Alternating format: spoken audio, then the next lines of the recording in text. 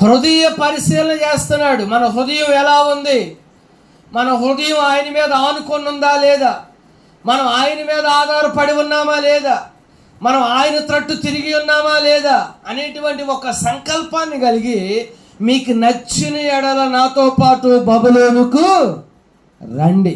దేవుని స్తోత్ర.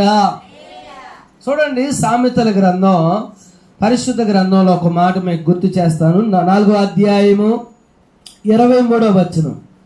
4వ అధ్యాయము దయచేసి తీయండి. 23వ వచనం చదవండి ఒకళ్ళు.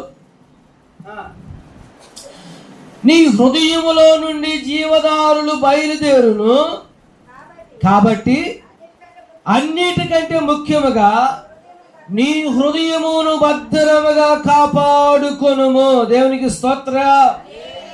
హల్లెలూయా. ఏ దారులు బయలుదేరాతి అంట? జీవదారులు. ఆ మాట చెప్తూ అంటున్నాడు, అన్నిటికంటే నీ హృదయమును భద్రముగా కాపాడుకొనుము. అదే మన హృదయం చాలా భద్రంగా కాపాడుకోవాలి. అన్నిటికంటే ముఖ్యమైనది మన హృదయాన్ని చాలా భద్రంగా కాపాడుకోవాలని పరిశుద్ధాత్మ దేవుడు సొలొమోను ద్వారా రాయించినటువంటి మాట. అంటే మనకు నచ్చినప్పుడు అన్నాడు కదా అక్కడ. అంటే మన హృదయానికి అప్పచెప్తున్నాడు, నీకు నచ్చిన ఎడల నాతో పాటు బబులోనుకు రా. దేవుని స్తోత్ర. హల్లెలూయా.